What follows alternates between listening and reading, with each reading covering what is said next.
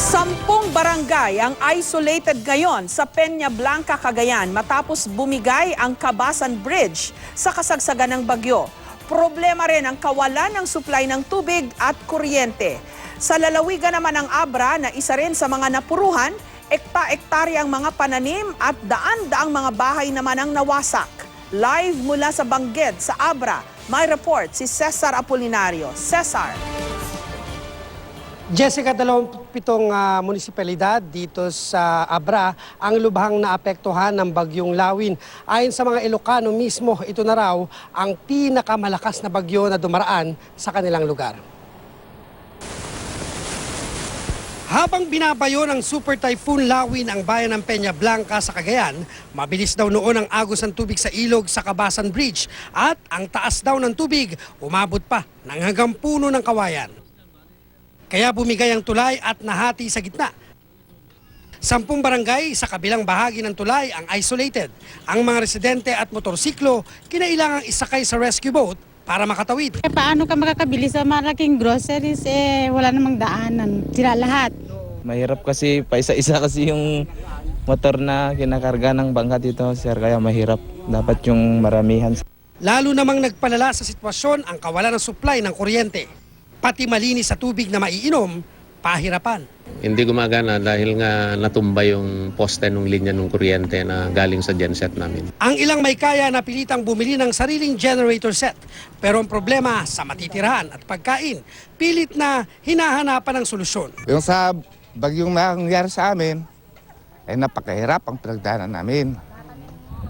Wala kaming makain, walang bahay, pati damit, basa lahat. 3 na ang kumpirmadong patay sa Cagayan dahil sa bagyong Lawin. Tinatayang nasa 6.2 billion pesos naman ang halaga ng pinsala sa agrikultura, partikular sa palay at mais. Pinuntahan naman ni Vice President Leni Robredo ang Tuguegarao City. Dumating ang isang C-130 plane na may dalang relief goods mula sa DSWD. Dumaan din si Robredo sa Isabela at namigay doon ng relief packs. Responsibilidad ko kasi pabahay. So yun yung pinaka-interest natin. Pero sinabi ko din sa officials doon, saka dito, na kahit hindi saklaw ng opisina namin yung tulong na kailangan, handa kaming lakarin. Ang ilan namang residente sa Isabela sinisimula ng bumangon sa taya ng PDRRMO. Umabot sa 48 barangay sa buong Isabela ang binaha. Hindi rin nakaligtas ang bahay ni Labor Secretary Silvestre Bello III sa bayan ng Ilagan sa gupit ng bagyong Lawin. Gusto kong malaman ang extent ng damage ni Typhoon Lawin. Yun ang situation dito. Wala yatang pinatawad si Lawin.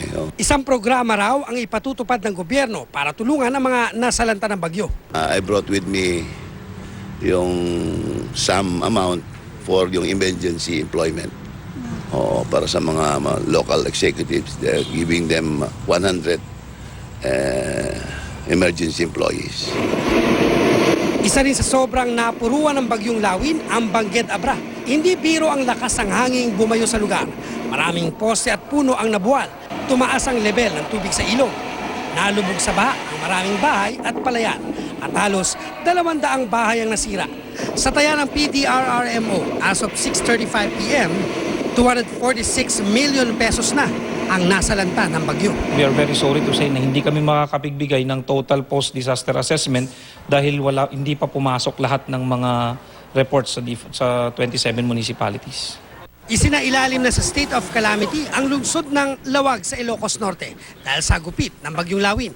Sa inisyal na datos ng CDRRMO, 27 million pesos ang pinsala sa infrastruktura, 7 milyon naman sa agrikultura. Wala namang napaulat na nasawi. Nagdeklara na rin ng state of calamity sa Apayao, Cagayan dahil sa lawak ng pinsalang iniwan ng Super Typhoon Lawin.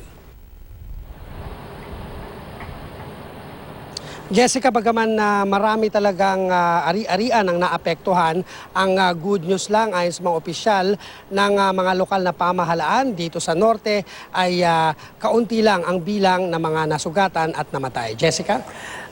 Cesar, ang problema lagi dyan sa Abra, yung kanilang ilog, no? Yun ang laging nag-overflow, pagka-silted na yan dahil sa erosion, mabilis bumaha. At nitong mga nakaraan ngang mga bagyo, medyo nadadalas na rin ang pagbaha dyan kahit sa Abra.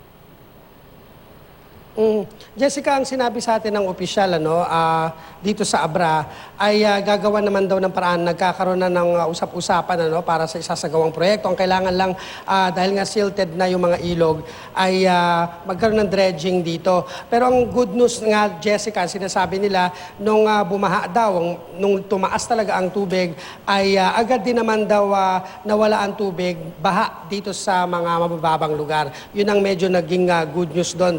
Saglit lang daw, almost mga 1 hour to 2 hours lang daw itong nangyaring pagbaha rito, Jessica. Kailan daw mare-restore ang kuryente at ang tubig, hindi lang dyan sa Abra, kundi yung maging dun sa mga probinsya na dinaanan nyo, Cesar?